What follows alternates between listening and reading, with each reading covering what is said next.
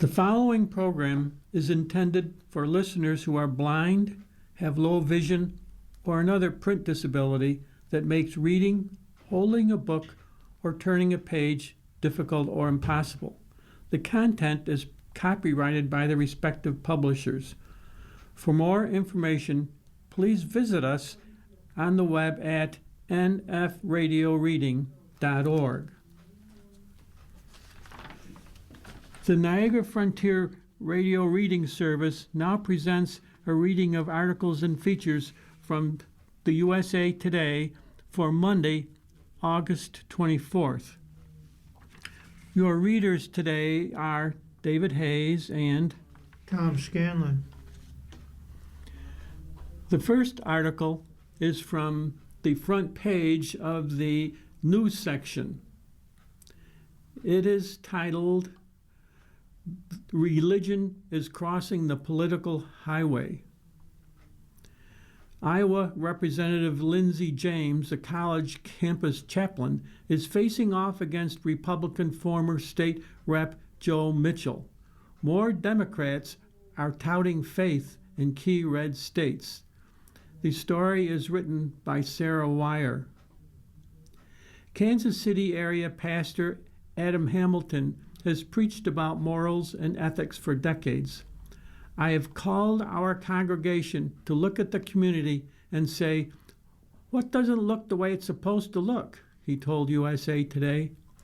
Hamilton has also taught that people who love Jesus and try to live out our faith should be involved when they see poverty, injustice, and racism. But over the last year and a half, what I found coming out of Washington was an assault on the values that I've preached for the last 36 years, he said. Earlier this month, Kansas Democrats selected him as their nominee to challenge incumbent Republican Senator Roger Marshall. For years, Republicans have had a lock on those who base their vote on religious preferences and values, something that has only grown with the rise of the evangelical right. But this year, an unusually high number of Democratic candidates in red states are sharing their faith in an effort to connect with voters in the midterm elections. Many of the campaigns have devolved into arguments about the proper interpretation of theology and Scripture, as well as the role people of faith and the government should play in shaping society. At the root is debate about what it means to be Christian in America, according to experts. That debate contrasts traditional conservative values, including protecting the unborn and preserving the nation's Judeo-Christian heritage, against liberal values that embrace a society made up of people of different religions and backgrounds. Many of the Democratic candidates come from more liberal or mainstream denominations. Hamilton is the founding pastor of Church of the Resurrection, which describes itself as the largest United Methodist church in the United States. He said he started it for people who didn't go to church anywhere, for people who maybe had been turned off by faith altogether, and to let them know you don't have to check your brain at the door of the church, that it was okay to ask questions and have doubts.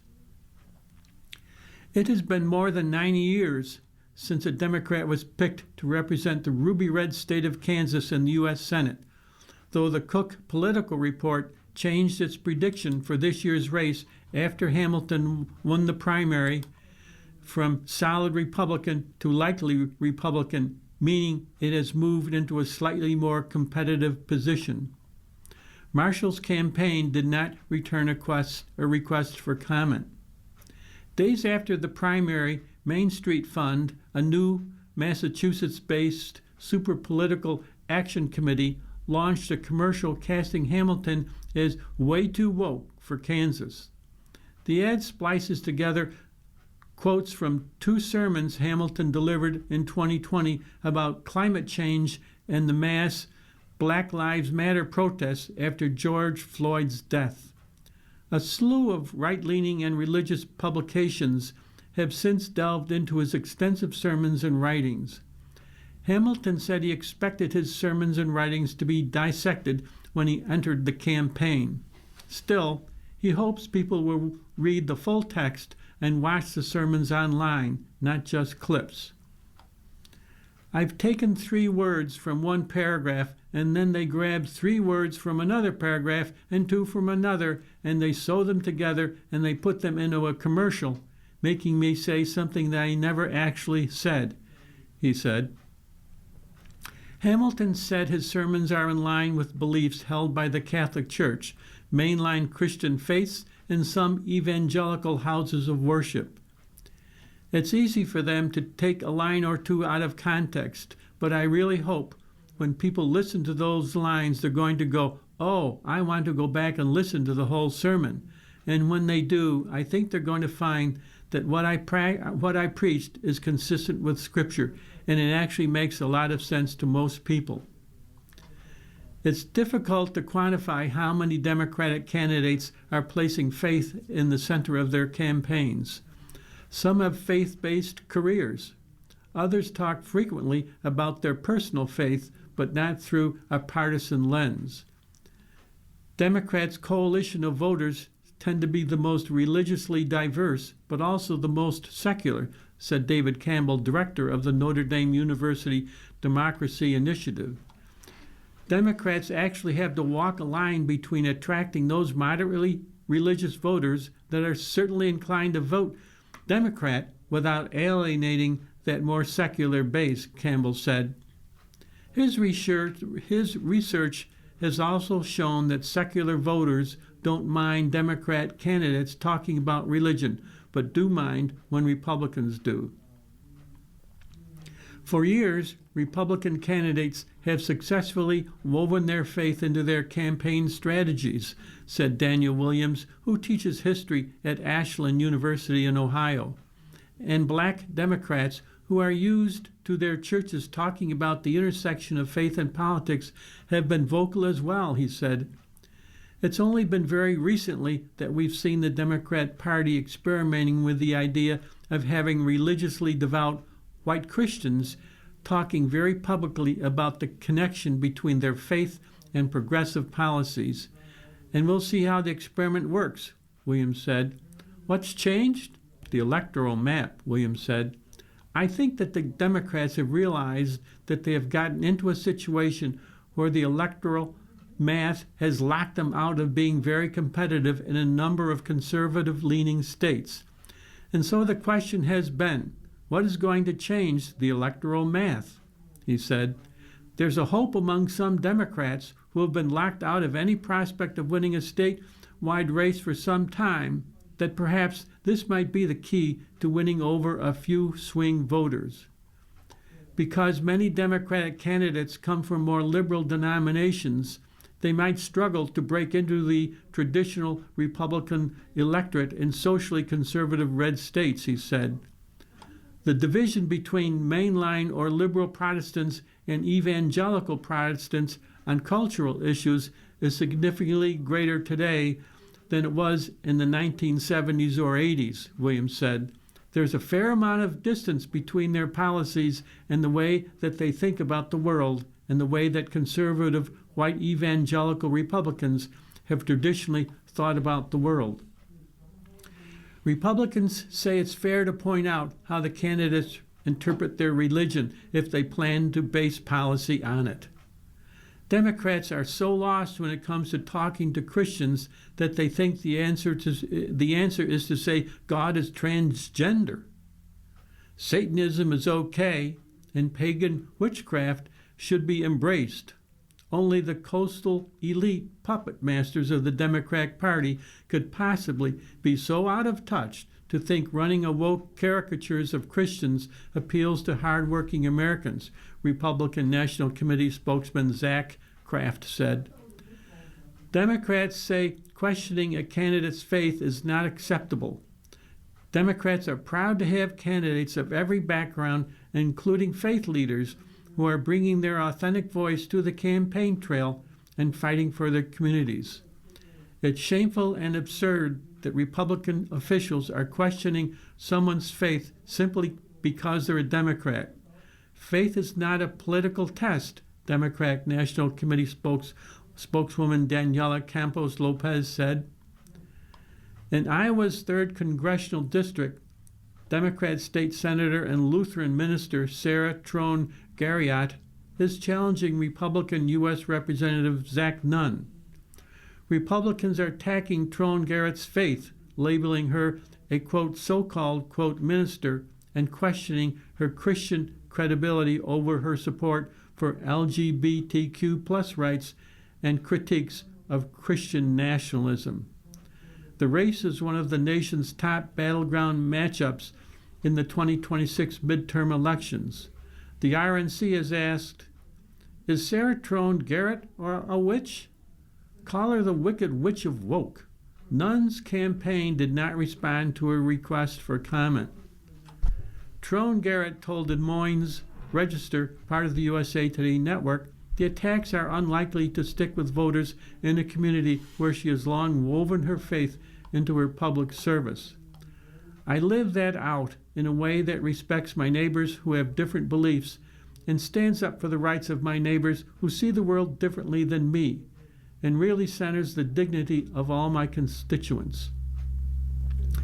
And that is, I think, a fulfillment of my faith. As I said, that calling to love God and love my neighbor. There is no one who is not my neighbor. In Iowa's 2nd Congressional District race, State Representative Lindsey James, a college campus chaplain, is facing off against Republican former State Representative Joe Mitchell. James has experienced Republican attacks centered on her legislative record, pointing to her support for LGBTQ plus rights and gender-affirming care for minors as evidence that her politics are out of step with her religious background. The criticism has focused on a 2023 speech she gave against a bill prohibiting gender transition procedures for minors, in which she said, "When has protecting children meant denying them what can be life-saving care?" If you're a pastor and think that 6-year-olds can change their gender, then I don't think you're much of a pastor, Mitchell said. At the Family Leadership Summit in Des Moines in July, Mitchell took aim at both James and Trone Garriott. They're not real pastors, right? They don't profess the true gospel of Jesus Christ, Mitchell said. James, a Presbyterian, said the criticism has been extremely disappointing. It's not just insulting to me as a pastor, it's insulting to every Christian and pastor that serves communities in this district, in this state, and across the country, she said. Texas U.S. Senate hopeful James Tallarico, a Presbyterian studying to become a minister, faces similar criticism of how he interprets Scripture. Tallarico faces Republican nominee Ken Paxton, the state's longtime Attorney General. Tallarico's campaign did not respond to requests for comment. He has made the New Testament's command to love thy neighbor a centerpiece of his campaign. Scripture says you can't love God and hate other people, Tallarico said in a sermon posted on TikTok in December 25. You can't love God and abuse the immigrant. You can't love God and bully the outcast. You can't love God and oppress the poor. We spend so much time looking for God out there that we miss God in the person sitting right next to us, in that neighbor who bears the divine image. In the face of a neighbor, we glimpse the face of God, he said. Paxton's stump speeches routinely allege Tallarico's liberal theology doesn't reflect Scripture. He first drew attention to a past remark that sparked a backlash, in which Tallarico referred to God as non-binary. In Tallarico's twisted version of Christianity, a follower of Christ is required to bend the knee at the altar of the radical trans agenda, disavow the oil and gas industry, support late-term abortion, and open the door to every criminal illegal immigrant seeking asylum. I'm still looking through the Bible to find those passages, but I won't call it Christian, Paxton campaign spokesman Madison told USA Today. In May, Tallarico told CBS News' Ed O'Keefe he was being intentionally provocative with that statement. He accused Paxton of, quote, intentionally clipping my cringy comments. Polling over the last 3 months showed Tallarico and Paxton neck and neck, and on August 20th, the Cook Political Report moved the race from its leans Republican category to toss-up. Rob Ryers grew up in Christian nationalism and spent the first 10 years of his career as a pastor in a fundamentalist Baptist church. Overnight, his interpretation of Scripture changed. I woke up one day and it was like the answers I was given no longer make sense, he said. Shortly after, he moved south to Arkansas with his wife and started a non-denominated church where he has preached for the last 20 years. After watching the rise of Christian nationalism within the Republican Party in Washington, D.C., he decided it was time to enter politics. He challenged incumbent Republican Representative Steve Womack in the Northwest Arkansas in 2018 as a Republican. This year, he is the Democrat nominee challenging Womack. I wanted to be a pastor who stands up and says, no, no, no, there's a much different way to integrate faith and politics, and it is not that, he said. Womack declined to comment. The Cook Political Report rates the race as solid Republican. Faith can motivate action, but shouldn't be the basis for the nation's laws, Ryers said. Instead, he said, the basis should be what is best for everyone. That message has resonated with voters, he added. And finally, I'm not running to take America back for democratic Jesus, he said. It's not like a progressive version of Christian nationalism. I'm running because my faith motivates me personally, but the Bible's not the basis for laws. You're listening to a reading of today's USA Today on the Niagara Frontier Radio Reading Service. Time is 17 minutes after the hour. Our next article is titled Crackdown on Kratom is Weak, Critics Say. The author is Charles Trapani. When Kim Maloney saw the news conference, she said she was so happy she nearly cried. It was July of last year, and Health and Human Services Secretary Robert F. Kennedy Jr. and then Food and Drug Administration Commissioner Marty McCary announced their plan to initiate the process of having 7-hydroxymidodrangenine, or 7-OH, a compound naturally occurring in the kratom plant, scheduled as an illicit substance. It's an issue that hits close to home for the Ohio mother.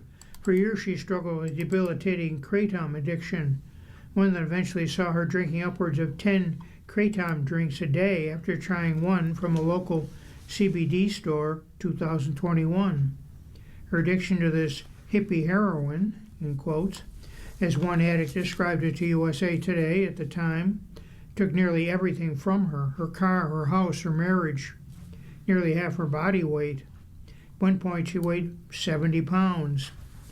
Maloney believes her addiction would have taken her life too had she not gone to rehab 2024.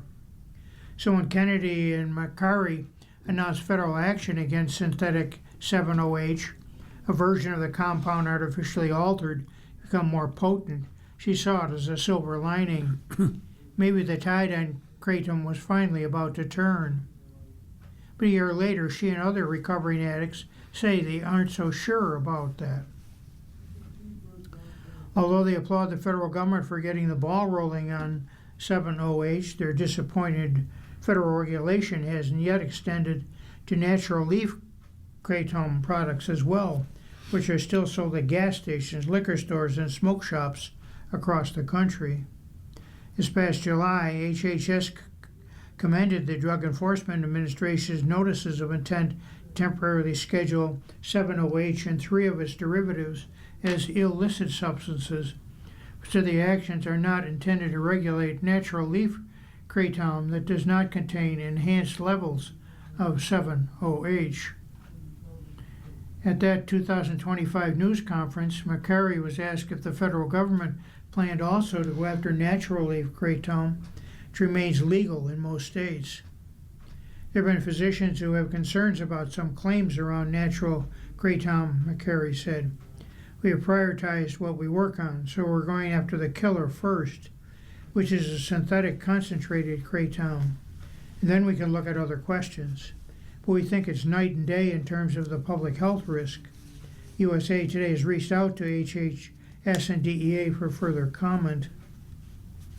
Though synthetic 7-OH is far more potent and addictive than leaf kratom, experts say both substances pose a risk for addiction. For Maloney and others who know the risk firsthand, and going after one and not the other gets at only part of the problem. They need to go after all of it, Maloney said. Things like this should not be sold at a gas station. 2025, USA Today spoke with more than 20 people, including Maloney, who said they became severely addicted to kratom. Many of these people had no history of substance abuse before ingesting it. Some were health and fitness enthusiasts who thought kratom just like any other wellness supplement. Others thought it was a healthy alternative to alcohol. A few mistook it for a run-of-the-mill caffeine drink like coffee or tea. Many also said they used only natural leaf kratom and never touched synthetic 7-OH.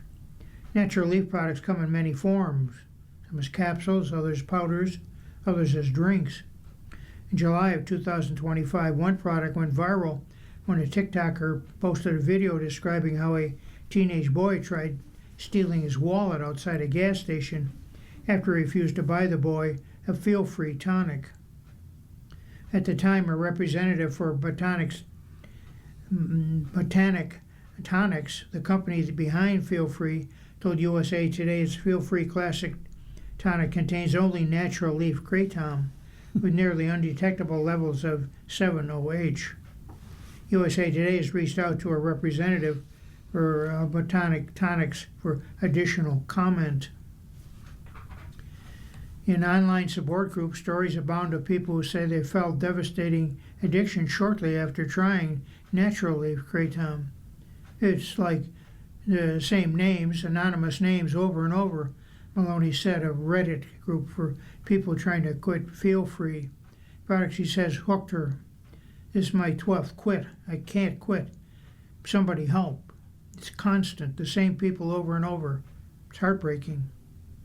Dr. Timothy Fong, president of the American Academy of Addiction Psychiatry, said, while it's clear synthetic 7-OH is far more powerful and dangerous than natural leaf products, lack of standardized regulation has muddied the waters for consumers.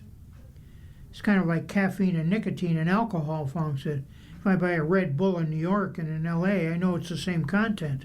If I buy a Starbucks latte in New York and LA, it's going to be the same. If I buy a bag of natural leaf kratom, I have no idea it's exactly the same in terms of purity, contaminants, because these products are not regulated. Still, pro-kratom advocates say it's possible to consume natural leaf kratom responsibly, and many do so for pain relief. Many also take issue with natural leaf products getting conflated with the 7-OH ones. Mac Holliday, a senior fellow on public policy at the American Kratom Association, one of those advocates. He says he's used natural leaf kratom for 10 years to treat his knee and back pain, as well as his arthritis. When I was young and stupid, I raced motorcycles in the desert when I was in college, and I banged myself up pretty good, and I'm paying for the price for it now, he said. So I use it only on a daily basis just to fend off the pain that's associated with that. And it helps. Yet many who struggle with kratom addiction say the risks far outweigh the benefits. Jenny Schmidt, a nurse who says she became addicted to Feel Free, says she sees both sides. Government is right to distinguish botanical kratom leaf from highly concentrated or semi-synthetic 7-OH products, she said. They're not interchangeable. Lumping together is scientifically sloppy, could hurt people who have responsibly used traditional leaf or powder for pain to move away from more dangerous substances. But pretending botanical kratom can't cause dependence is also dishonest. Maloney says naturally if Kratom almost killed her. She got pushback for wanting more regulation, but says she'll keep speaking out if doing so spares other people that fate. And lastly, people have come after me and said, "Oh, you're nothing but an addict. Why are you trying to get rid of something so good?" And I'm like, it ruined my life. Either you're a full-blown addict or you're delusional because you didn't live my experience. The following article is also from the front page of the first section, the news section. It is titled, "No Age Limit on Adventure." The article is submitted by Kathleen Wong.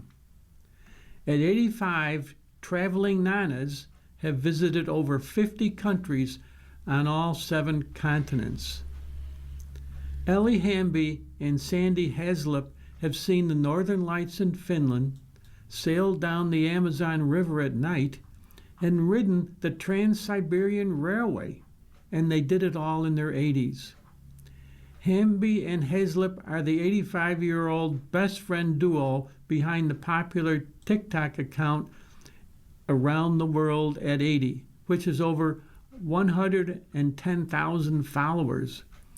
Calling themselves the Traveling Nanas, the Texas-based women chronicle their travels around the world as octogenarians, showing how their age doesn't stop them from exploring the furthest corners of the globe. In fact, their many years of lived experiences and wisdom work in their favor. When you're younger, you think when you're 60, I'm just going to stop and not do anything, said Hamby, who is also a photographer. Life is just beginning at 60, 70, 80. Their travels around the world are documented in a joint memoir. Quote, "Here we go, Lessons for Living Fearlessly from 2 Traveling Nanas," unquote, which was published in September 2025. Together, the grandmothers have visited over 50 countries on all 7 continents and have no plans to slow down. They're living proof that adventure can come at any age. In a way, Hamby and Haslip were fated to become travel buddies. They met on an international trip. It was over 20 years ago during a medical mission to Zambia that Hamby organized and where Haslip was one of the doctors. If you can go to Zambia and sleep out in a bush in a tent with no running water, no electricity, then you can travel anywhere, Hamby said.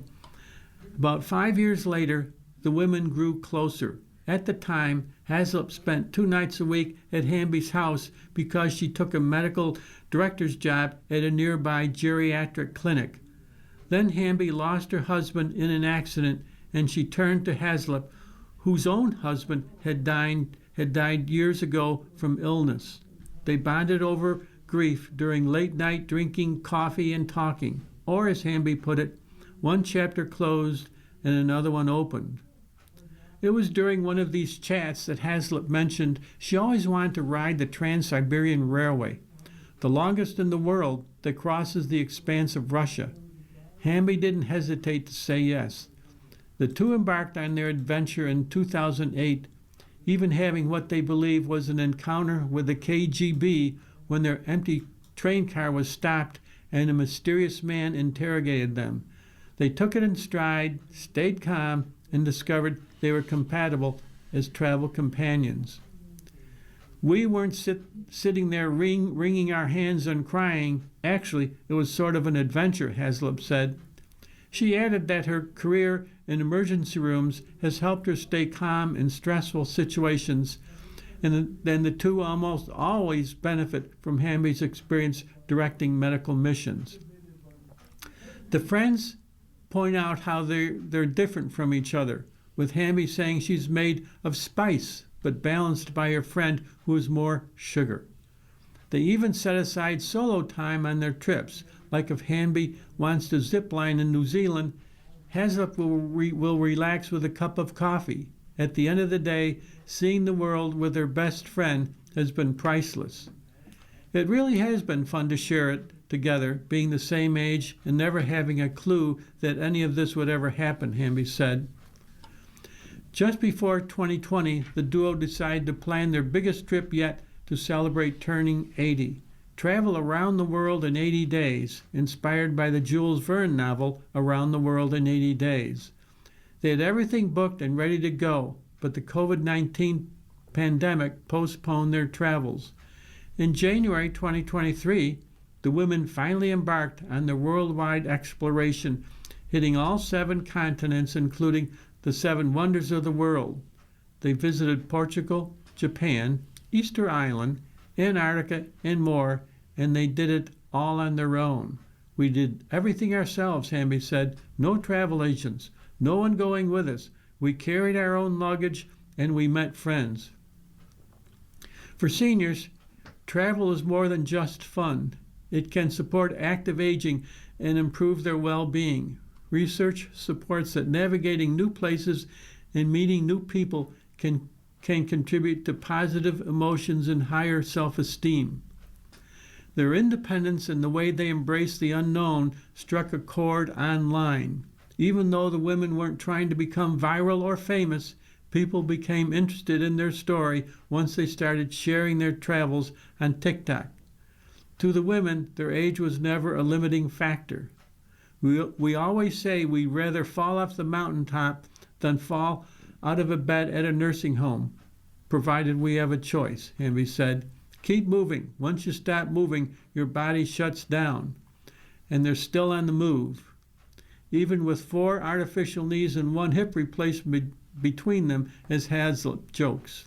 They're currently returning to each continent for an entire month, taking the time to dive into destinations they didn't spend enough time in. In Asia, they hone in on Southeast Asia, such as Bhutan and Laos. It really is about saying yes, Hamby said. Adventure has no age limit. And finally, we always say we'd rather fall off the mountaintop than fall out of bed at a nursing home, provided we have a choice. You are listening to a reading of today's USA Today on the Niagara Frontier Radio Reading Service. The time is 32 minutes after the hour. This means we turn to the money section of USA Today, and our first article is titled, Idaho Leads Survey of Best States to Live in. Wallet Hub uses 5 keys to find the best and worst. The author is Gabe Hawari. How good is the state you live in? Wallet Hub recently released its latest ranking of all 50 states to identify which states are the best and worst to live in. The personal finance website said it's compared all 50 states across 5 key categories: affordability, economy, education and health, quality of life, and safety. Those dimensions were then evaluated using 51 relevant metrics, with each metric graded on a 100-point scale. When deciding on a place to move, you should first consider financial factors like cost of living, housing prices, and job availability, said Chip Lupo, a Wallet Hub analyst, quoted on the study. Many states have strong economies, though, so you should also consider a wide variety of other factors, such as how where you live will impact your health and safety, and whether you will have access to activities that you enjoy. Here's what the study found. According to Wallet Hub, the 5 best states to live in are Idaho, New Jersey, Wisconsin, Massachusetts, and New Hampshire. Idaho ranked highly in the affordability, economy, and safety categories, while New Jersey was highly rated for its education and health, quality of life, and safety categories. Massachusetts was the number 1 ranked state when it came to education and health, while New Hampshire was in the top 4 in 3 categories: economy, education and health, and safety. And lastly, the 5 worst states to live in, according to Wallet Hub, are Arkansas, Alaska, Mississippi, Louisiana, and New Mexico. The full rankings and methodology can be found on WalletHub's website. The following article is from the first page of the money section, and it's about interest rates. The title is, Trump urges the Fed to cut interest rates again. Members of the committee, however, remain wary of inflation. The article is submitted by Rachel Barber. President Donald Trump again pressured the Federal Reserve to lower its benchmark for interest rates, insisting rates are artificially high on the same day that the Treasury Department announced the U.S. national debt surpassed $40 trillion, though many forecasters are still predicting the Fed will hold its target range steady at its next meeting in September. Though the president said Fed Chair Kevin Warsh, whom he nominated to the position this year, is doing a great job, he implied other members of the rate-setting committee may have political motives when casting their votes.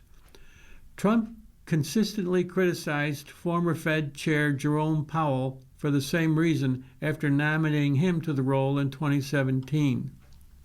Powell remains on the committee as a governor. He and other committee members, including Warsh, have repeatedly affirmed their independence from politics. The problem is he has a board, and it's a political board, Trump told reporters August 19th while speaking alongside crypto executives at the White House.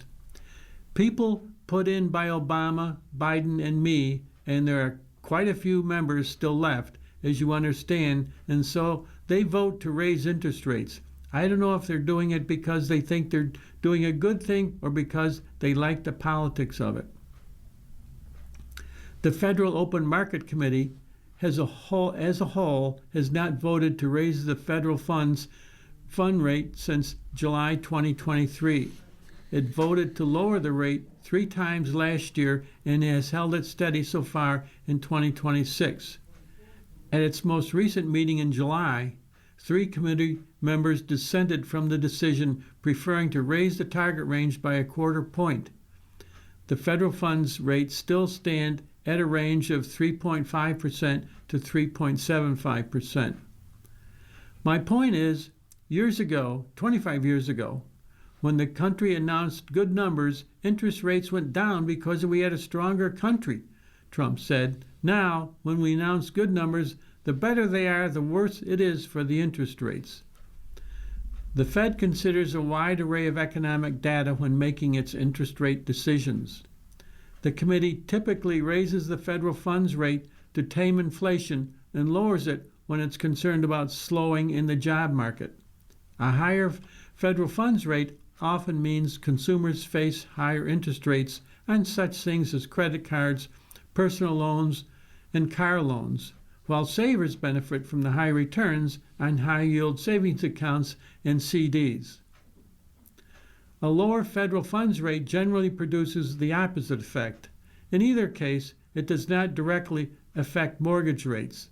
The 30-year fixed rate for mortgages tends to track the trajectory of the 10-year U.S. Treasury note. The FOMC minutes from July meeting released August 19th revealed most participants thought inflation would cool over the rest of 2026 as the effects of tariffs and energy price increases fade. However, they also showed many believed that inflation could remain persistently elevated. Some of the members cited concerns that conflict in the Middle East driving up oil prices could make it more difficult for businesses to absorb tariff-related cost increases, and some brought up concerns that AI investment was already affecting prices by pushing up demand. Participants judged that their inflation outlooks were highly uncertain and that inflation risks were skewed to the upside, the minutes said, adding that many participants assessed higher rates would likely be necessary if inflation did not decline. Participants thought labor market conditions were stable and generally expected them to remain stable, the minutes also revealed. Since the July meeting, Fed members received new data about the economy. Although U.S. consumer prices ticked up only 0.1% last month, the annual inflation rate fell to 3.4%, down from 4.2% in May. Year-over-year inflation is still outpacing workers' paychecks and remains above the Fed's 2% target, as it has for 5 years. After a hiring spree in the spring, the labor market has shown signs of cooling. Employers shed 23,000 jobs in July. And finally, the Fed officials will have more inflation and employment data from August to review before the next meeting in September. As of August 20th, most traders expect committee members to leave the federal funds rate unchanged, though some are still predicting a hike, according to CME FedWatch. The next article is titled, Lucky No More. The Magnificent Seven are slipping. Don't let them degrade your 401k. The author is Danielle DeVisi.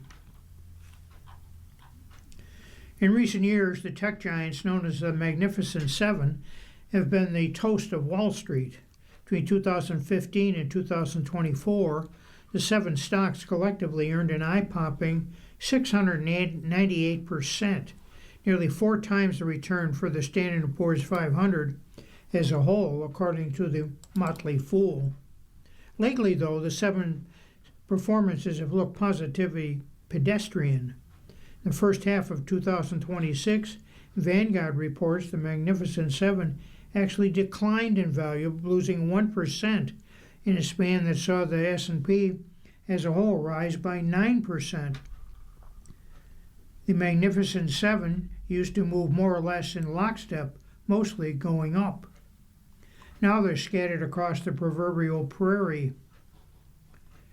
Chipmaker Nvidia is up roughly 18% on the year as of August 18th.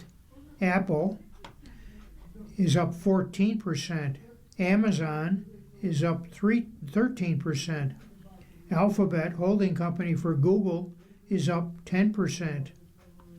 Microsoft, the firm behind Windows, basically flat for the year. And Meta, the parent of Facebook, is down 17%. Tesla, the EV automaker, is down 25%.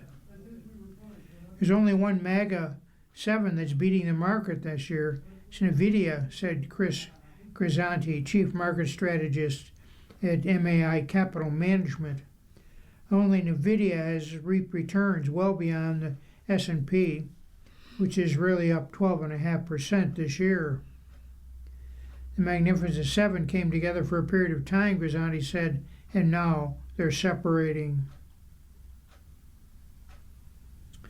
The seven saw dramatic growth over the past decade and all rank among the world's largest companies by market value.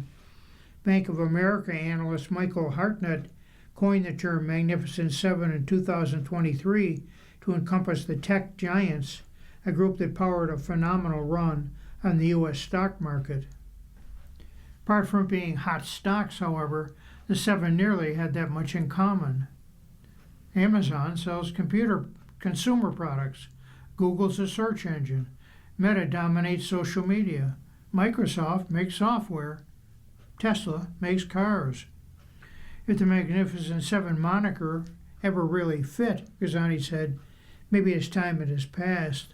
I think it's a useful term only in the rearview mirror now, he said. Various Magnificent Seven stocks have shed value for myriad reasons. Tesla plummeted in 2025 as CEO Elon Musk plunged into politics as a controversial advisor to President Donald Trump. Microsoft sank this year amid a broader decline of software stocks. Meta has swooned as the company fights litigation against the firm's seeded addictive behavior in children. A broader narrative suggests investors are questioning the massive artificial intelligence investments by the Magnificent Seven, particularly by the AI hyperscalers, a group said to include Alphabet, Amazon, Meta, and Microsoft. Together, the firms are spending more than $700 billion this year on AI infrastructure. At the end of the day, the bill will come due, said Roger Elijah Diaz, global head of portfolio construction at Vanguard. And what investors will start asking in earnings calls is all the money you spent going to pay off? Those firms are competing for memory chips and electrical capacity to expand AI. Prices are rising for those items. Some investors are bailing on Mag 7 stocks in favor of the companies that supply them. Throughout the 7's tremendous run, stock analysts have debated how long it might last. Vanguard, among others, predicted in 2025 that the Magnificent Seven would rise only modestly in value over the next decade. Key reason? Most of the 7 stocks were overpriced. Economists measure the value of stock by a formula called the cyclically adjusted price to earnings, or CAPE ratio. It tells you in effect whether the stock is overvalued or undervalued. Right now, the CAPE ratio for the S&P 500 stands at 42.35. That means stock prices are very expensive related to earnings. Most of the Magnificent Seven stocks have a higher price-to-earnings ratio than the market as a whole. In other words, they are relatively overpriced. Stock forecasters also are concerned about market concentration. Together, the Mag 7 make up 34% of the value of the S&P 500, according to a Motley Fool analysis. Back in 2015, by contrast, the 7 represent only 12% of the S&P. The U.S. market overall has become very top-heavy, said Philip Strauss, Chief Investment Officer of Morningstar Wealth. Concentration is the opposite of diversification. Investors are told not to hold only stocks and not to hold too much of any one stock.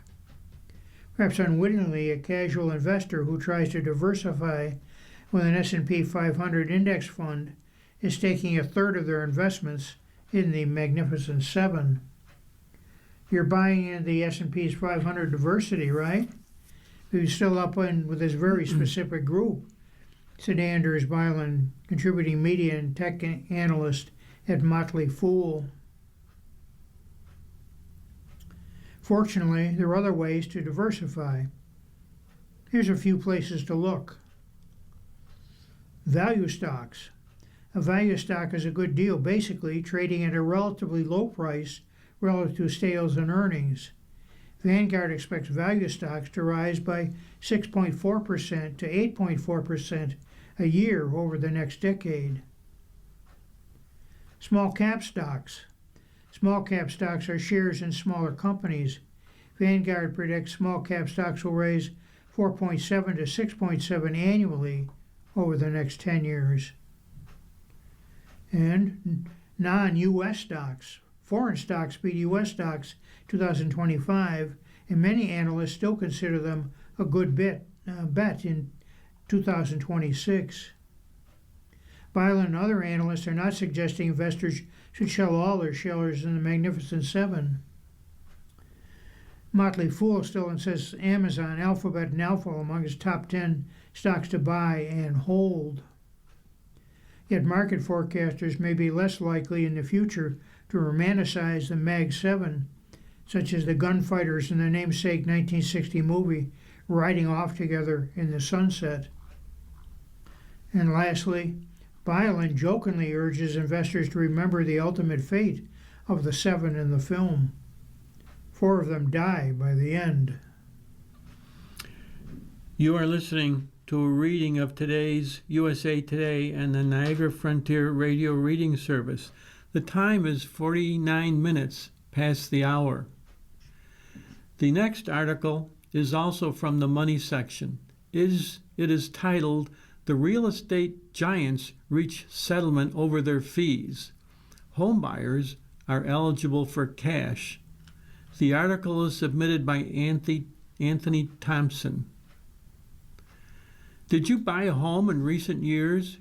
You could be entitled to a payment from a $28.5 million settlement involving real estate giants Keller Williams and RE/MAX. Eligible home buyers who purchased a home listed on a multiple listing service could qualify, but claims must be filed by August 25th. The case alleges major real estate companies helped keep buyer agent commissions artificially high, increasing costs for home buyers and limiting competition among agents. Keller Williams and RE/MAX deny violating any laws and agree to settle to avoid prolonged litigation.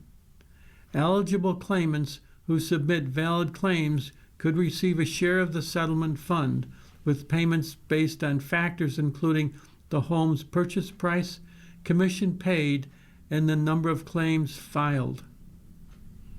Here's what to know.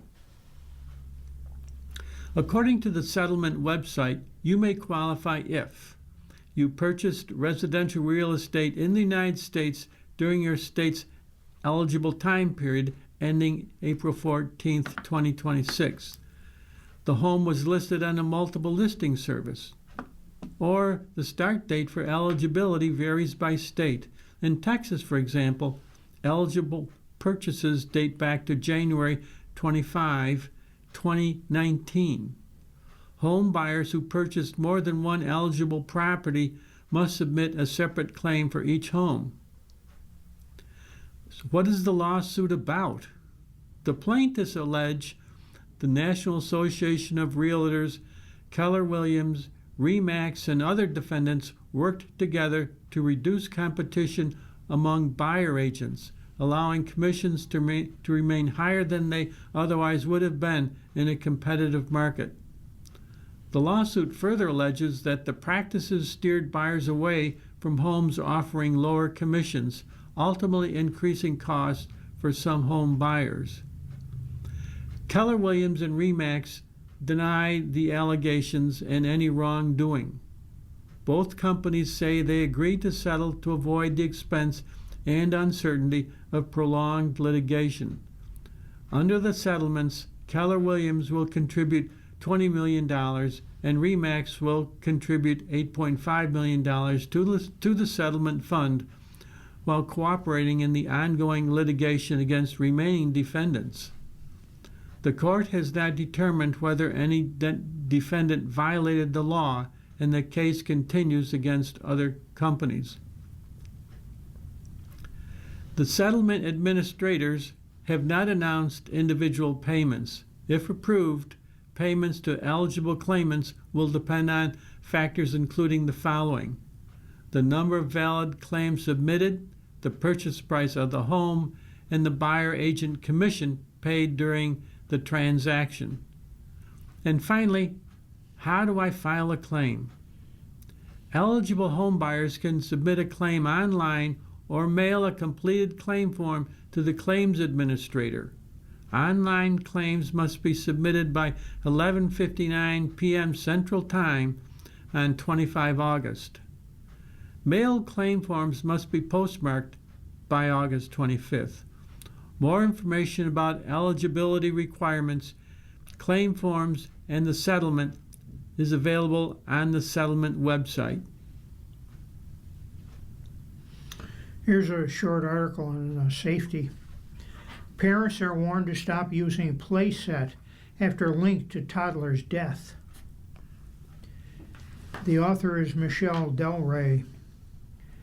Parents are being urged to stop using a popular toddler slide playset immediately after federal safety regulators linked the product to the death of a 17-month-old child. Consumer Product Safety Commission on August 13th warned that the WPX4 slide playset, manufactured by China-based Wenzhou Yidian Amusement Equipment Company Limited, contains openings that can trap a child's head and neck, creating a risk of serious injury or death. Agency said the playsets, which can be used indoors or outdoors, feature a slide, tunnel, and basketball hoop, should be discarded immediately. CPSC is aware of one fatality involving the product, says the manufacturer has not agreed to an acceptable recall. Plastic play sets were sold in multiple colors, including red, navy, coffee, gray, green, and yellow. Some models featured a vehicle-shaped component on the side. Consumers can identify the products by looking for model number WPX4 and the manufacturer's name, Wenzhou Yidian Amusement Equipment Company Limited, on the product label. CPSC is urging customers to stop using the playsets immediately and not to sell, donate, or give them away. Anyone who experiences a product-related incident or safety issue can report it through the agency's consumer safety database at saferproducts.gov. The following article is titled, "The New HHS Initiative Aims to Find Missing Autistic People. There's a nationwide alert system would offer coordination." The article is submitted by Anthony Thompson. Federal health officials are developing a nationwide system designed to help authorities respond more quickly when an autistic child or adult goes missing, with officials stressing that a swift response can be critical in such situations. The Department of Health and Human Services announced on August 21st the development of the National Autism Missing and Endangered Person Alert Initiative, a partnership with the DOJ and the Federal Emergency Management Agency. The effort aims to improve coordinating among law enforcement agencies, emergency managers, first responders, and community organizations. The initiative is being developed rather than fully launched, The Hill reported. HHS said it will build on missing and endangered person alerts and FEMA's integrated public alert and warning system to create a framework for some autism-related cases. That means there is not yet a nationwide autism-specific alert that families can activate. Until the framework was established, HHS advises caregivers to call 911 immediately if an autistic loved one goes missing and tell authorities the person is at risk. You are listening to a reading of articles from USA Today for 24 August on the Niagara Frontier Radio Reading Service. We'll return for more readings after the short break. Your readers today are David Hayes and Tom Scanlon. If you're listening to this publication online, you're probably using our website, a podcast player like Spotify or iTunes, a streaming service like Siro, or a smart speaker. Did you know that we now have a dedicated app that can be downloaded to any mobile device, like a smartphone or tablet, for free? App users can conveniently access our live stream and any episode of our podcast easier than ever. To download the app, just type NFRRS in the search window in the Apple App Store or in the Google Play Store. Contact us anytime if you have any questions by calling 716-821-5555, extension 5. Thank you.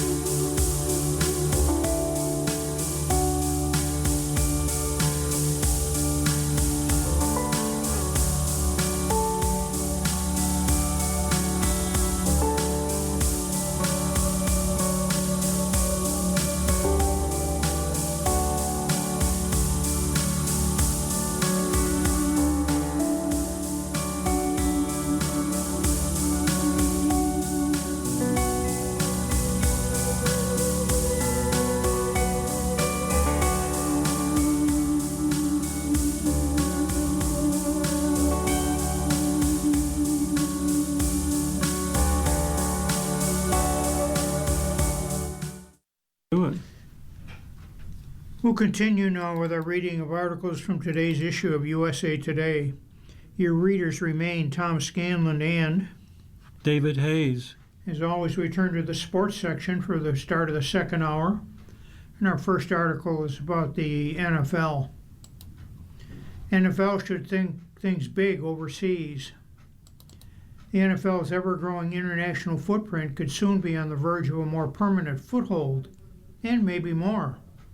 League Commissioner Roger Goodell recently told former New York Giants defensive lineman Marcus Kuhn and the German media outlet RTL/NTV that at some point there will be NFL teams outside the U.S., adding, "I have no doubt that this will happen one day." It's a telling admission from Goodell, who has typically tamped down such speculation while touting the league's desire to continue feeding its growing interest abroad with an expanded inventory of games. NFL will play a record 9 international dates during 2006 season, including its regular season debut in Melbourne, Rio de Janeiro, and Paris. And despite a historic reluctance to indulge the idea of staging the Super Bowl outside U.S. borders, Goodell gave the notion some oxygen, telling Kuhn there are definitely international cities that could host something like that. But we'd like to see an NFL team in such a city first.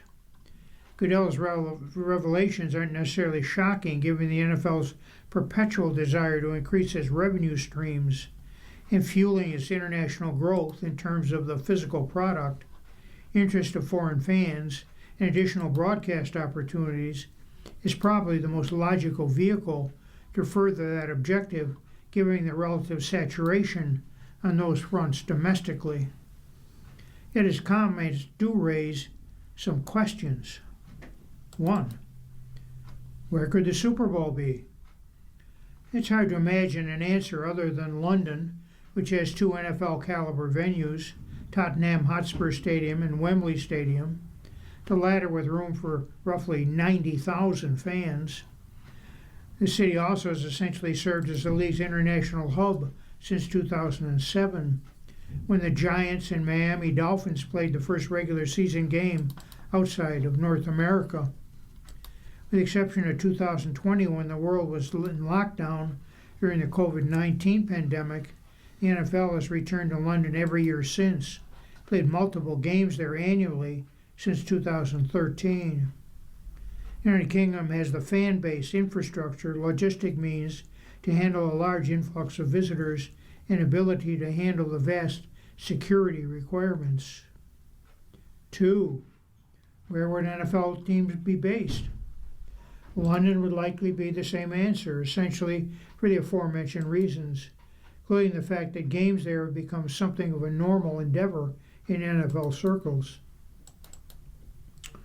In the old days, quote unquote, we really tried to learn about the inconveniences or the added travel considerations for international games, NFL VP of Broadcasting Planning Mike North told the Cincinnati Bengals website earlier this year. I know it's not quite routine, but it's getting to the point where it's pretty routine. You play an afternoon game over there, it's morning over here, you're back in the facility by what, midnight on Sunday night? It's better than it's played out in Seattle or Los Angeles. That's the new formal for us. Having one team in Europe would seemingly come with an unfair logistical strain. A flight from London merely to New York is roughly 3,500 miles, which is about 20% longer than the distance from Seattle to Miami. Currently, the NL cities that are furthest geographically apart.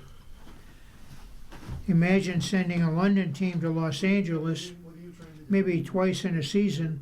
This schedule felt that way. Travel could be curbed by giving a European-based team longer homestands and corresponding road trips, but that would still force those players to be away from their home routine and families for extended periods of time, even if the relative travel burden was reduced. Seems like too much of a competitive disadvantage to place on one franchise. The alternate solution could be to base an entire division in Europe, 2 teams in London, 2 teams in Germany, Frankfurt and Munich, maybe 1 in Spain instead. The league is returning to Madrid this season after what seemed like a smashing debut in 2025. And Real Madrid's Bernabeu is arguably the world's most advanced stadium, with an elaborate field management system, retractable roof, and 360-degree video screens among the features. Having 4 teams in Europe would also lend itself to a permanent broadcast window on Sunday mornings, and that means money bags. Remember when the NFL could no longer ignore a vacant Los Angeles market, return with multiple teams, not just one. Of course, a full division abroad creates other issues, namely expanding the league to 36 teams. The dilution of the talent pool would follow and all of the problems it would create, starting with a realignment and scheduling perspectives. It also be too deep a dive to take as opposed to using one club as an international bellwether. Could other international cities make more sense? Probably not. Games in Brazil don't create problems from a time zone, read kickoff, perspective, but the flights there are roughly doubly long compared to Europe. Buffalo Bills played a game annually in Toronto, Canada's most populous city, from 2018 to 2013, but they haven't been back since. The final 2 games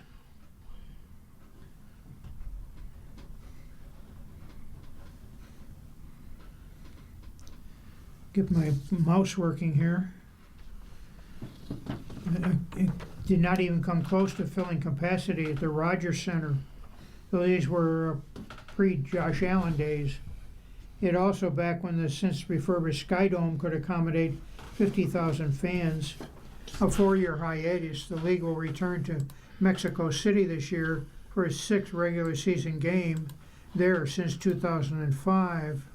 Despite ardent Mexican fan support and generally closer proximity to major American cities, basing a team there would likely come with increased security ramifications as well as far more pronounced language barrier than London or even European countries where English is spoken far more commonly. 4, would the NFL just move the Jaguars to London? Though the franchise seems to have had one paw in the UK forever, the Jags have played 14 games in London, giving at least double the international appearance of any other team. Seems unlikely to permanently relocate at this point. The owner Shad Khan has also led the Premier League Fulham FC, which is based in London, as part of his portfolio.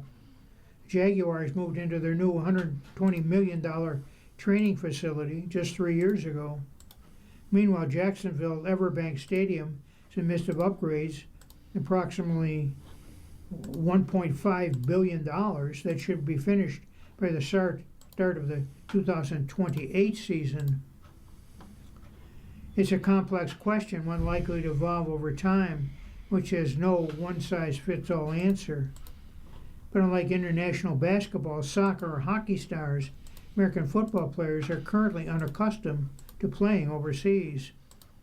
Unfamiliar languages, customs, exchange rates, and taxes have been vexing for expat American athletes in the past.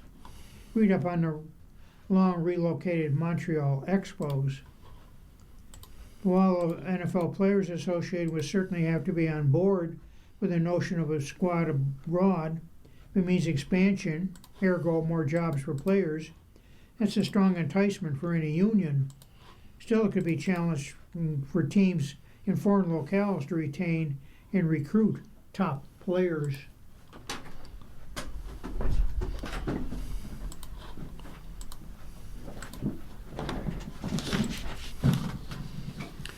One second with the computer, please.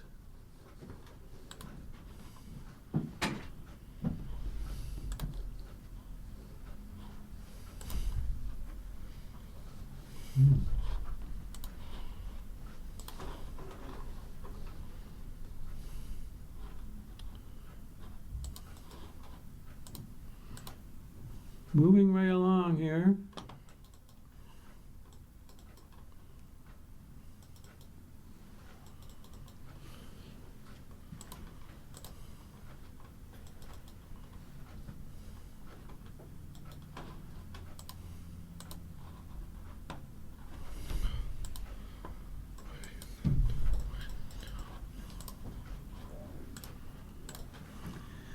The next article is titled, "The NFL Should Think Big I Overseas." just read that. You just read that, then I'm trying to get this one.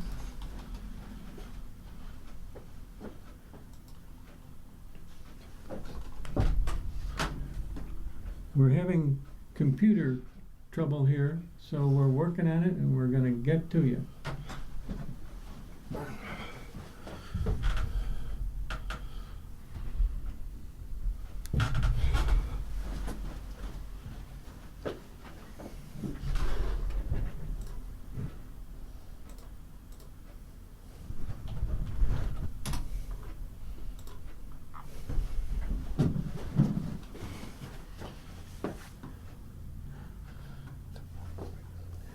The next article is titled, "The NCAA Wins Fifth-Year Eligibility Case. What does it mean for the players this season?" The article is submitted by John Bryce. The NCAA garnered a significant legal victory at the federal level in its quest to have the age-based eligibility rule implemented for only current student athletes and not those who were members of the 2022 high school graduating class. The U.S. Court of Appeals for the 10th Circuit on Friday granted the NCAA request for a stay in the case of Brock Wisney et al. And plaintiffs versus the defendant NCAA. The decision among the three-judge panel came after the NCAA's request for stay following U.S. District Court of Colorado Judge Caroline Sweeney's initial ruling on July 31st that issued a temporary class-wide injunction that gave blanket eligibility for fifth year of collegiate eligibility for all members of the 2022 high school graduating class. The 10th Circuit's decision to stay the preliminary injunction issued by a Colorado federal district court judge in Wisney permits Division I to return to the status quo before the district court intervened. Bearby wrote to NCAA membership, "Effective immediately, the age-based eligibility rules will be implemented as the Division I membership intended." Class members who are allowed to compete because of the Wisney injunction are no longer eligible to compete. The association will separately continue to defend other similar putative class action suits and the state cases that have been filed by former student athletes seeking additional eligibility, and expeditiously appeal any cases where former student athletes have or will be granted additional eligibility through separate state rulings. We are encouraged by the Ohio Court of Appeals decision to stay the first of those injunctions pending our appeal. Institutions will not have violations for any class members who are allowed to compete consistent with the scope of the Wisney injunction prior to the stay being granted, and those former student athletes are no longer eligible under the Wisney injunction. Staff will continue to process any hardship waivers or season of competition waivers submitted for a class member by the July 31st, 2026 deadline. In order to achieve the stay, the NCAA had to satisfy 4 criteria to be successful. They had to provide a strong showing it is likely to succeed on the merits. They had to whether the applicant will be irreparably injured absent a stay, or whether issuance of the stay will substantially injure other parties, or where the public interest lies. We conclude the appellant, the NCAA, has satisfied its burden to each of these factors, the judges wrote in their decision. We therefore grant the motion and stay the district court's ruling. In plain terms, Sweeney's ruling set forth on a national level, at least temporarily, the ability of all members of that high school graduating class who had otherwise exhausted their 4 years of collegiate eligibility to receive an immediate fifth year. While Friday's court ruling is a federal win for the NCAA, it does not impact other individual rulings at the state level, such as a Louisiana court's decision this week to grant a fifth year of eligibility to at least 16 plaintiffs in that case. The bottom line is this: the 10th Circuit stay creates a two-tier system, said attorney Ryan Regula, a partner at Snell and Wilmer, who works in this legal space with universities and who also has background as a former NCAA student athlete. Athletes with their own independent court orders can still compete. Athletes who were relying solely on the Wisney case-wide protection cannot, at least until the appeal is resolved or they secure their own relief. We should expect a fresh wave of filings in state courts around the country as attorneys move quickly to fill that gap before fall season begins. It is, in many ways, exactly the scenario NCAA President Charlie Baker warned about, a patchwork of inconsistent court decisions creating differential treatment depending upon which courthouse an athlete walks into.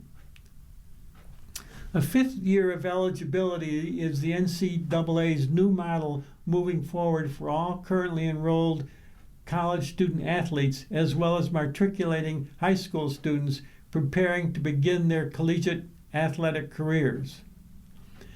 On the 23rd of June, the NCAA formally adopted an, quote, age-based, end quote, eligibility model that would widely eliminate redshirt years, limited athletic competition participation in order to preserve a 4 seasons in 5 years model, and granted the blanket opportunity for up to a maximum of 5 seasons of NCAA competition, regardless of injury or games played.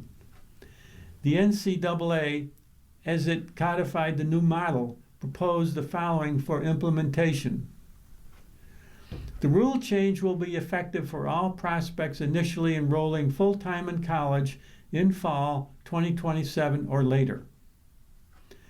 The students enrolling full-time in college for the first time in fall 2026 and current student athletes with eligibility remaining after the 2025-26 academic year, Division I schools will apply the previous rules, allowing 4 seasons of competition within 5 years, or the age-based model, whichever results in the most favorable outcome for each individual.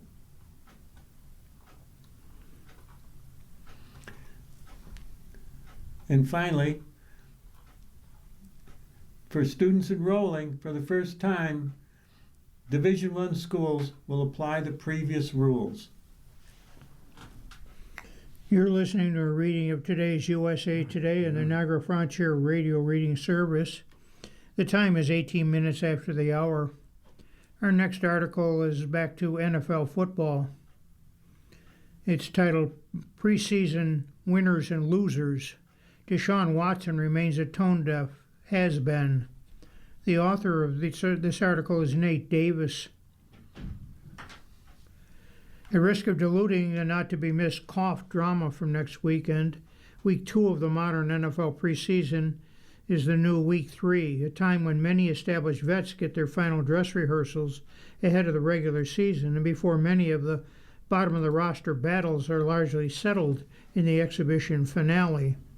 It also tends to be the decision nexus for teams in the throes of quarterback battles, though that seems to be something of an exception this year, Cleveland notwithstanding.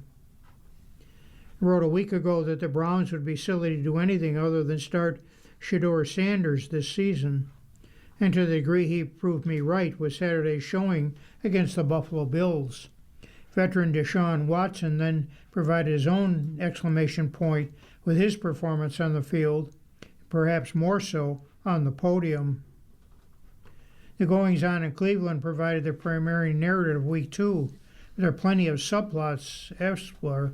Without further ado, even with one game being played on Sunday night, the Seahawks versus Titans, your winner and loser from the previous season's penultimate weekend. Here's losers. Deshaun Watson. Not good on the field. After starting the preseason opener and looking absolutely dispensable, albeit in his first game action in nearly 2 years, he followed Sanders and played with teammates lower on the depth chart Saturday against Buffalo. And while it's important to note Watson was playing with backups, he probably also ought to be able to pick apart a reserve-laden defense, no? Instead, the Browns went 3 and out on his first 2 drives, and he threw an ugly interception on the third. After completing 5 of 12 passes for 36 yards, Watson essentially cemented the case. He should be Cleveland's QB2 at best. Even worse at his press conference, and I literally and accurately spelled out this debacle of a situation last week, here's your encore performance. Probably frustrated and doubtlessly seeing what seemed to be the clear writing on the wall, Watson added another regrettable chapter to his legacy, such as it is, by proceeding to bemoan his treatment by the crowd at Huntington Bank Field following Saturday's outing. I think the whole world knows it has nothing to do with the performance. It's a little more personal than that. So I think that is a disrespectful thing. I'm going to keep whatever I feel with me and my family internally about how I feel about that and just move on, Watson said, being booed again by Cleveland fans. Last time I played on this field, I tore my Achilles, and that same fan base cheered when I got hurt. So what does it have to do with anything about performance? When a person gets hurt, especially in their own city, and they cheer. I feel like getting more love on the road games than I do at home games. What Watson didn't mention is that after the Browns' ill-considered trade for him 2022, they then disastrously gave him a 5-year, fully guaranteed, widely derided $230 million contract. He's very likely not to be employable in any other NOC. Injuries and inconsistency have left him a shell of the player he was in Houston to start his career. Of infinitely more import, Watson has never taken any responsibility, nor shown any contrition, despite facing 30 civil lawsuits from women accusing him of sexual misconduct prior to his arrival in Cleveland. Suspended by the NFL for 11 games, 2022, and $5 million, he reached confidential settlements with most of the women. And to think that earlier in training camp, Watson and Browns owner Jimmy Haslam entertained the asinine notion that QB might get an extension after this season, though in their defense, ludicrous questions deserve ludicrous responses. Sucks to be booed at home, but Watson's fortunate that that's the extent of his hardship. Lie in the bed you made, pal. Same to the Browns, who, barring what would be a highly unexpected turn of events, will basically be forced to carry Watson on their roster in some form this season in order to spread out the $86.2 million dead money charge affixed to him over the 27-28 salary caps. Cutting him prior to next year would accelerate all of that money onto the 27 cap, even though he'd be a free agent at the end of the season. Yup, by adding multiple restructuring and voidable years to his albatross of a pact, Cleveland somehow managed to make the worst trade and contract ever even more disastrous. Here's another on the loser side. Fernando Mendoza, the number 1 pick of the 2026 draft, struggled in his second preseason game, but first start, misfiring on 7 of 15 passes while throwing an 80-yard pick 6. I came away where there's a lot more learning to do, and all that may be you have a lot of success at another level. This is a level a whole step further, and that the margins are so small. Then one tiny mistake can lead to catastrophe, Mendoza said after his second exposure to NFL game action didn't go quite as well as his first. Catastrophic is an overstatement. And then DeLorean is better luck next week, if not the one after that. Another loser, Kirk Cousins. Despite Mendoza's struggles against Houston's reserves Thursday, first-year Raider head coach Clint Kubiak, perhaps using something of a performative stance, still refused to name his veteran quarterback as the Raiders' #1 starter. What's a guy with 14 seasons and nearly 300 TD passes have to do, Coach? Pittsburgh Steelers quarterback succession plan. After promising a preseason opener, youngsters Will Howard and Drew Allar look far more mortal while combining to generate 2 turnovers and nary a point in a 17-0 loss to the New York Jets, who played quite a few defensive starters. This isn't to suggest the Steelers should prematurely panic a year before they have to anoint a replacement for retiring Aaron Rodgers, who again took the night off. But Friday night was a reminder that Howard and Allar remain projects, albeit ones with potential, however untapped. Then we have Cooper Rush and Jack Strand. It would be a lengthy stretch to say that either the Atlantic Falcons journeyman backup or undrafted free agent, respectively, were seriously in the mix to be the team's QB1 2026. But they looked great Saturday, combining to complete 22 of 28 passes for 297 yards and a TD in a 34-6 rout of the Indianapolis Colts. But no sooner had Saturday's game ended than first-year coach Kevin Stefanski announced that the 2024 first-rounder Michael Penix had been cleared for contact and would practice Monday in a belated bid to beat out Tua Tagovailoa for the starting gig. Tough break for Coop and Jack, if good news overall in the ATL.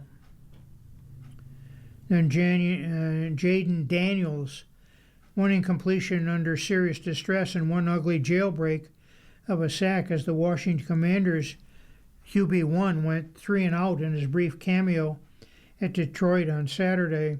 Here's hoping a new-look offense, one stripped indefinitely of injured left tackle Laramie Tunsil, looks better than the real game start. Here's some winners. Shedeur Sanders. Even before Watson's multiple meltdowns, Sanders legitimately showed enough Saturday to render him the winner of the Browns' QB1 competition, to the extent it ever made any sense to start Watson or anyone else in 2026. Sanders completed 9 of 11 passes for 74 yards against Buffalo, including an 8-yard TD to Luke Flourier for Cleveland's only points. He also was picked off on a slightly underthrown pass, albeit one that could have been a completion given it deflected off the receiver's hands. Again, a young talented roster should always have been moving forward with Sanders, whether to determine if his long-term answer be here behind center or if a team with multiple first-round draft picks in 2027 needs to pick another passer. Quite simply, he outplayed Deshaun Watson. NFL Network chief draft analyst Daniel Jeremiah said of Sanders, "This is a young team. He's a young quarterback. Let these guys grow together." What does that mean for Deshaun Watson? I don't know that there's a home for him there if he's not the starter.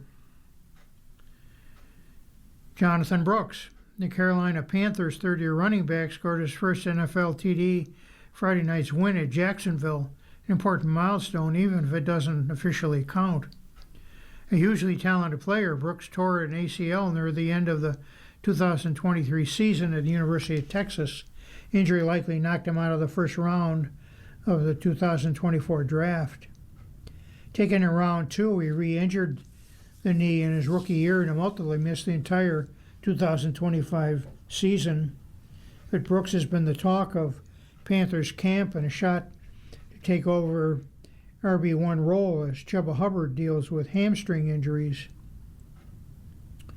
Next we have Bo Nix, the Denver Broncos' third-year quarterback, looking solid in his first game action since breaking his ankle, team's division round playoff to win over the over the Super Bowl Bills in January, an injury that likely cost the Broncos a trip to Super Bowl 60. Nix completed 6 of 9 passes for 76 yards, including 21-yard TD to running back R.J. Harvey on Friday. A nice step forward for a player and a team that should be right back in Lombardi mix this season. Other winners, Jets defense, 2 picks in a game.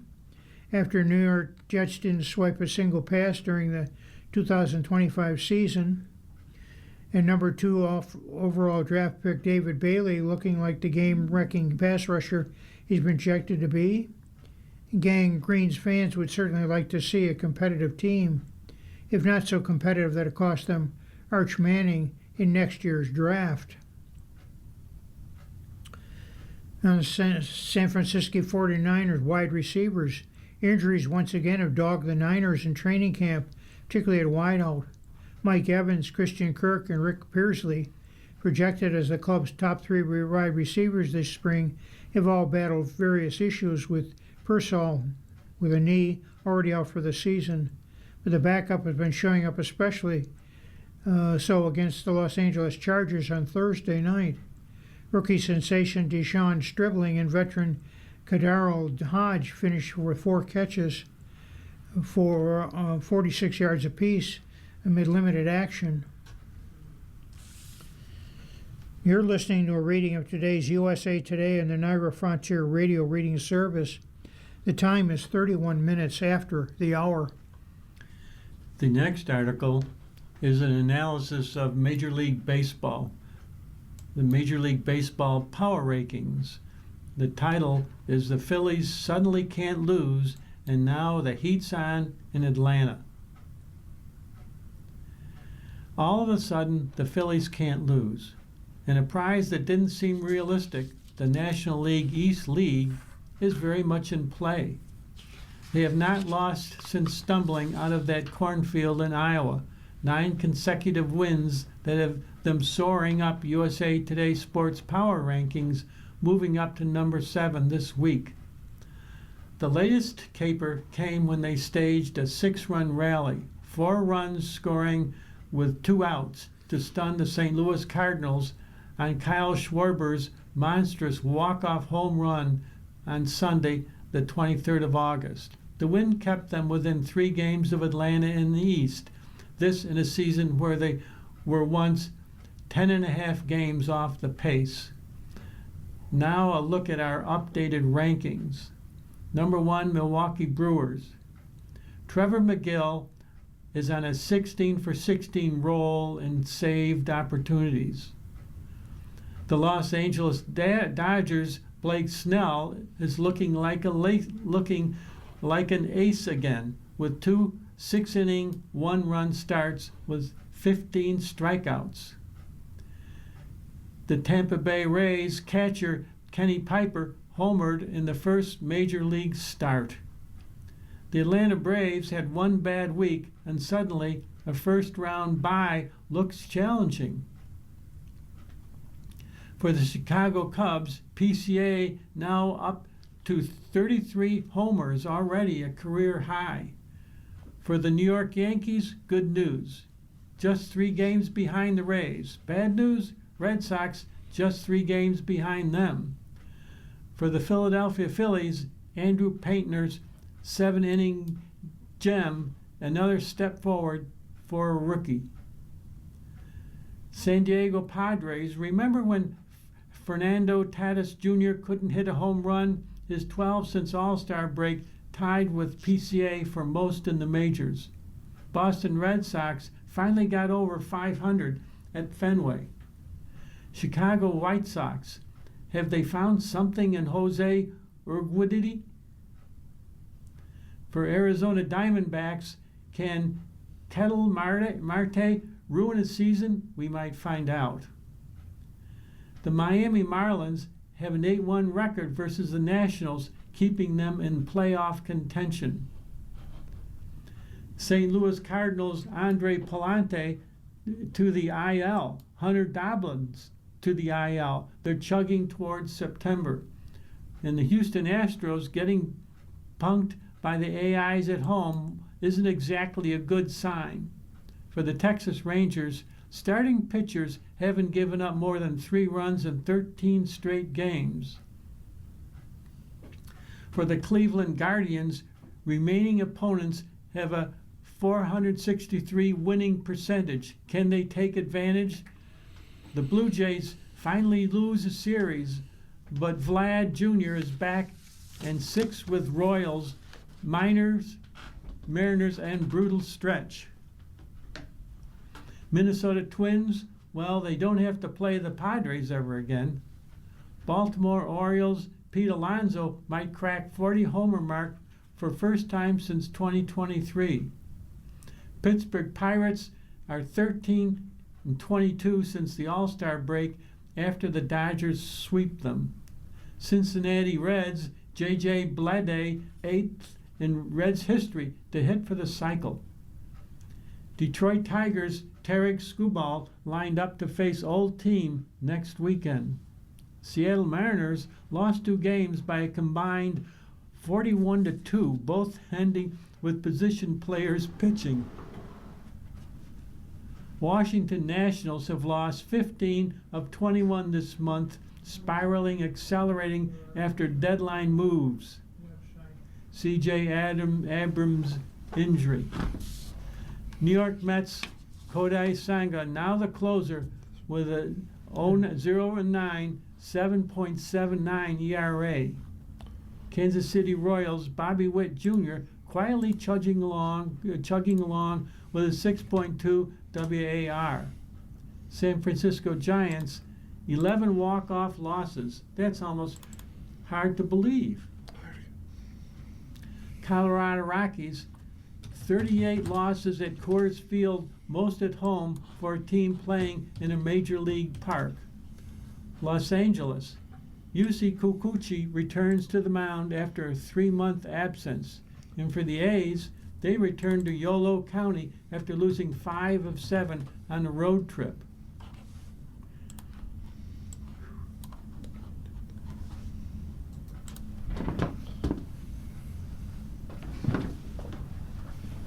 Hold on, we're still having trouble with our computer here. Looking. We turn next to the entertainment section of USA Today, and our first article is titled, Dune 3 IMAX tickets are hot, but the real fight will be Doomsday. The author of this article is Patrick Ryan. If you're on the front lines fighting to see Christopher Nolan's The Odyssey in IMAX, you might have flashbacks right about now. Premium format tickets went on sale midday, August 18th for Dune Part 3, in theaters December 18th. The epic finale to Denis Villeneuve's Oscar-winning sci-fi trilogy starring Timothée Chalamet and Zendaya. Within minutes, the AM Theaters app crashed as cinephiles scrambled to scoop up seats. Meanwhile, the moviegoers took to social media to share snaps of themselves waiting in line for hours outside their local cineplexes, hoping to score IMAX 70mm tickets for the eerie Frank Herbert adaptation. IMAX 70mm showings have already hit resale sites for up to $2,500. And AMC CEO Adam Aron posted a lengthy public apology for widespread tech glitches that left many film buffs ticketless. 4 months out from release, the overwhelming demand illustrates that the frenzy around IMAX is not going away. IMAX told us USA Today a statement, "We're only beginning to understand how this dynamic will reshape our business." But there's one huge asterisk for Dune. Avengers Doomsday, Marvel's jam-packed superhero team-up movie, also arrived in theaters, creating a Doomsday cage match. The film marks the highly anticipated return of Chris Evans and Robert Downey Jr. to the franchise, with a later in a new role, although Warner Brothers has locked down the IMAX screens for Dune for at least the first 3 weeks. As a result, Disney is trying to cash in on other premium large format showing of Doomsday by marketing its new Infinity Vision tickets. Essentially, certified theaters must specify benchmarks for screen size and sound quality. In this case, Dune enters the battle already controlling the territory. Jeff Locker, a media analyst at the box office tracking firm Exhibitor Relations. However, if Doomsday explodes, which most likely will, exhibitors will want to accommodate that demand on every other premium screen available, including Dolby Cinemax and Screen X. Late in July, Spider-Man: A Brand New Day didn't open on IMAX screens, all of which were congested with Odyssey screenings held over from the week before. But after Spider-Man raked in dough in its first weekend, the web-slinging sequel expanded to IMAX theaters. Something similar could happen with Dune and Doomsday this winter. Once that exclusive window expires for Dune, the economics could force IMAX to divide the marketplace, Bach said. That's the way the box office cookie crumbles. The real fight over the holiday quarter will be premium screen capacity, especially since both movies are targeting the same youth, male, spectacle-driven audience.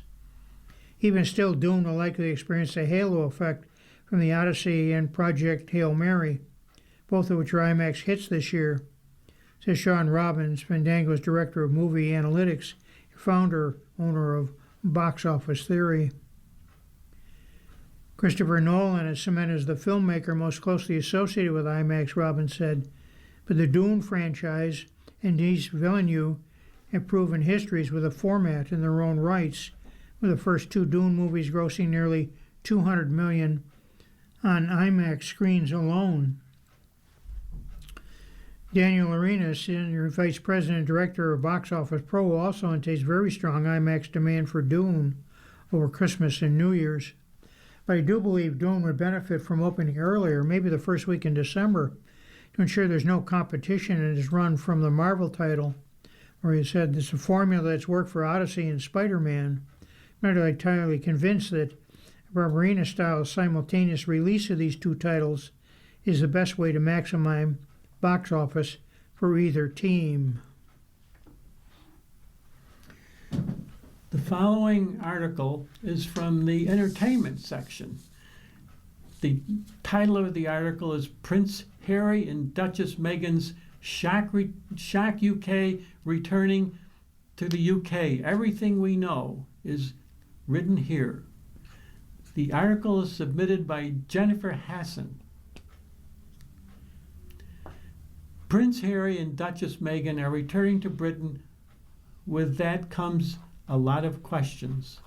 Their return is set against a backdrop of royal drama and a long-standing rift within the family that is far from repaired.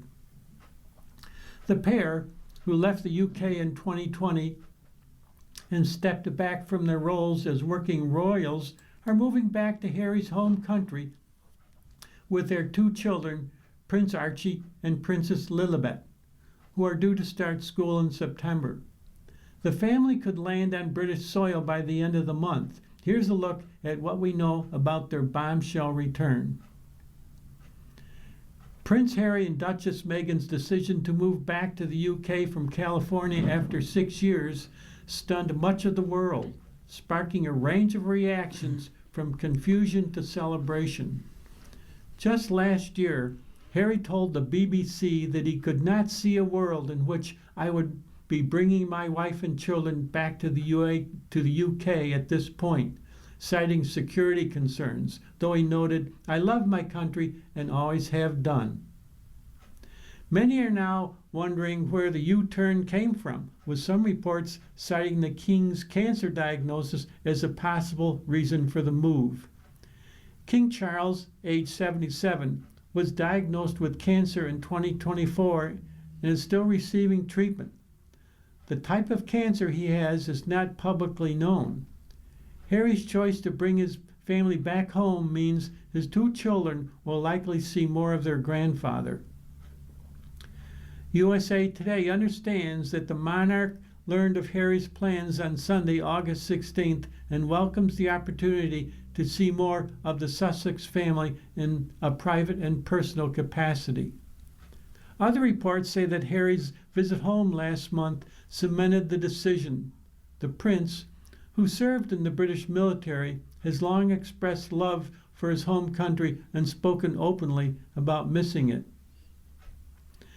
When the Duke and Duchess of Sussex left Britain for California 6 years ago, they vacated their first official home in Windsor, known as Frogmore Cottage. It is unlikely the pair will opt to set up home in London, with Meghan avoiding the capital last month during her visit to Britain amidst security concerns.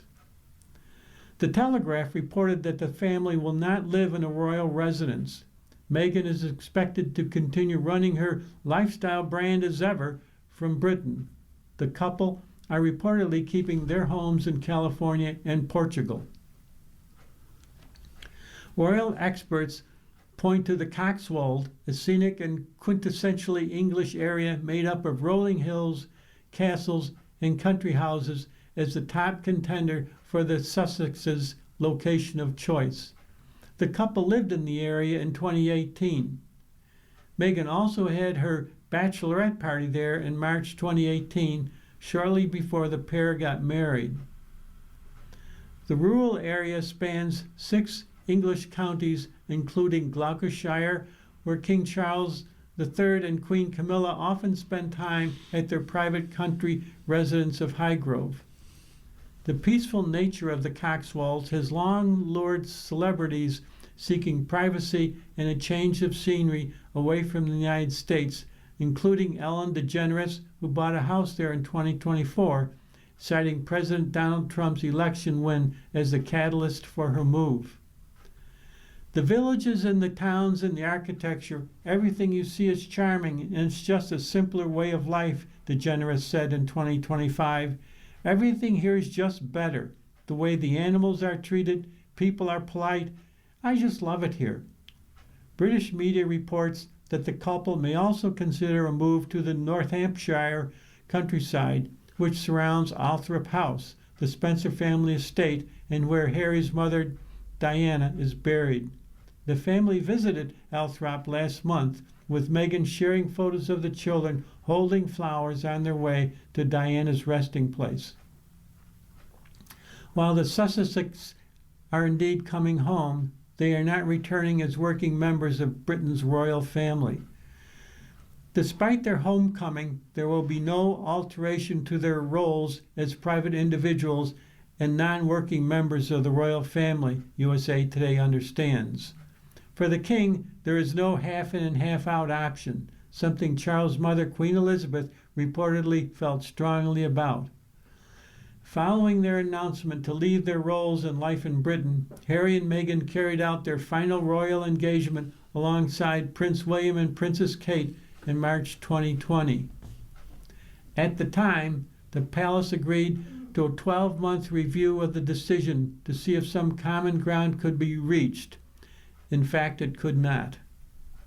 For years, Harry cited the toxic British tabloids and lack of taxpayer-funded security as reasons not to move Meghan and their kids back to Britain.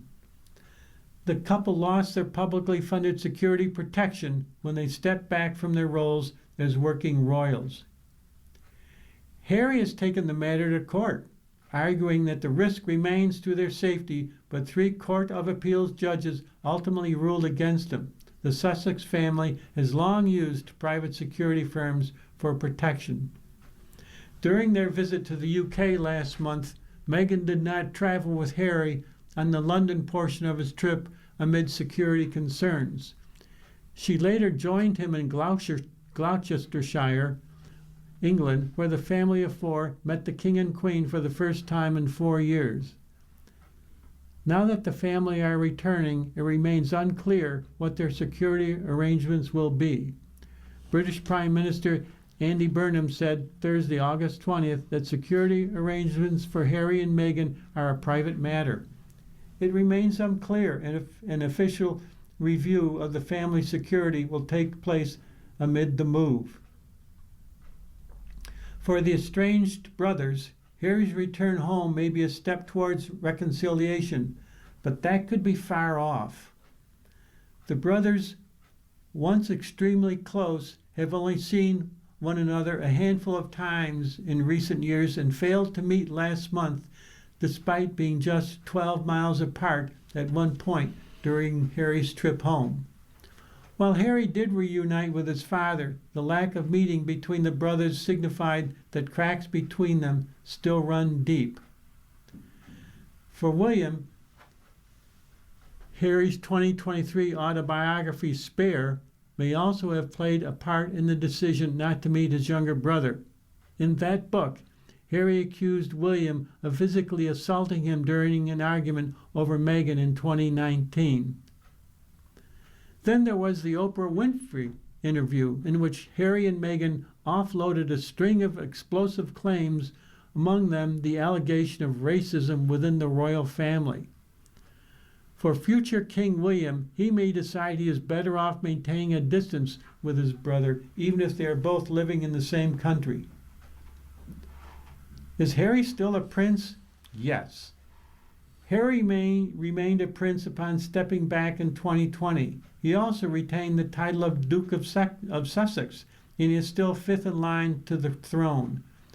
In an interview with 60 Minutes in 2023, correspondent Anderson Cooper asked Harry, quote, "Why not renounce your titles as Duke and Duchess?" End quote. Harry responded, "What difference would that make?" Our next article is titled, it's actually a music review. Anthony Hopkins, age 88, on his debut album, in the surprising Bradley Cooper connection. Anthony Hopkins has played villains and popes and presidents and dictators, titans of literature, and comic book kings. His most personal artistic endeavor is not of stage or screen, but sound. At 88, Hopkins, he ignited distinction, dozens of prestigious acting awards, is releasing his debut album. Yes, this Lion and Winter is finally sharing with the world's classic works he's composed since early 20s on Life is a Dream, which will be released August 21st. Acclaimed conductor Gustavo Dudamel, introduced to Hopkins by Bradley Cooper, who worked with the Donovan and Oscar-nominated Maestro and London's Philharmonic Orchestra, performed the 12 compositions. It's got a three-part suite that features Bracken Road, inspired by his boyhood in Wales, a tranquil piece written for his niece Tara, and several inspired by his wife of 23 years, Stella Arroyev. Despite his acclaimed film career and no worries, he's quick to remind you that he has 3 movies coming in the next year. Music, specifically the piano, was always Hopkins' first and deepest love.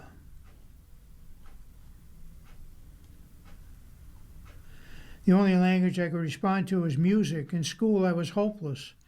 I had no friends. I wouldn't communicate with anyone, tells USA Today. Music became my language. Calling from his home in Los Angeles, Hopkins insisted to call him Tony, is warm and erudite as he expounds on the orchestral works that spotlight the pervasively melancholy in his soul, and why he views his extraordinary life as one long goodbye. Question: you started playing piano as a child and composing as a teen. How'd you fit your music into your life all these years with your prolific acting career? Answer: I always had a piano. I started when I was 6. Such a dunce at school when my father bought me an expensive baby grand, 1951. Cost £210, which is an awful lot of money at the time. I wanted to play complicated stuff, Chopin and A flat. Went to a music teacher and she challenged me to perform them. So I'd play piano 5 days a week. Question: did you listen to any contemporary music growing up, or was it always classical?